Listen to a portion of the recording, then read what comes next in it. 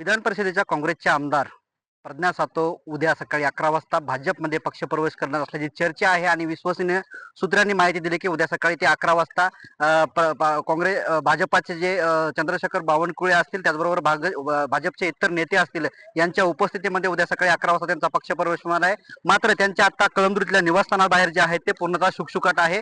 निवासस्थानाचं मुख्य गेट जे आहे ते बंद आहे, कर्मचारी आत बाहेर ये जा करतात। मात्र प्रज्ञा सातो मध्ये आहेत किंवा नाहीत यांची कुठलीही कल्पना या ठिकाणी मिळालेली नाही। त्यांचा फोनही नॉट रिचेबल आहे।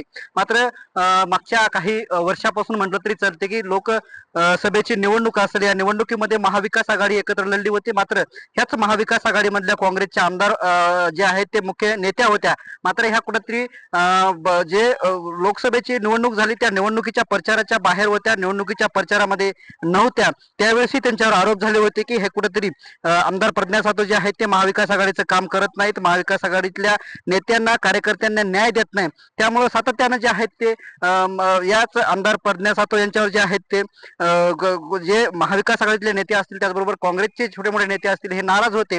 मात्र त्या नाराजीनंतर आता कुठेतरी आमदार प्रज्ञा सातो जे आहेत ते भाजपमध्ये जाणार असल्याची चर्चा आहे आणि भाजपमध्ये उद्या सकाळी 11 वाजता त्यांचा पक्षप्रवेशही होणार असल्याची चर्चा आहे।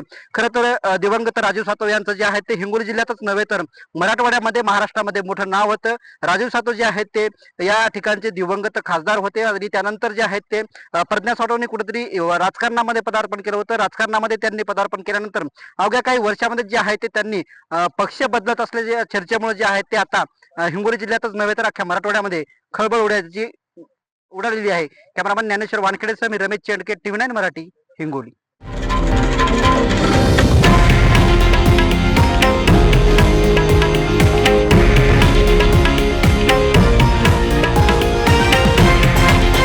हे आहे देशातील नंबर 1 न्यूज नेटवर्क आणि आपण पाहत आहात TV9 मराठी, एकमेव।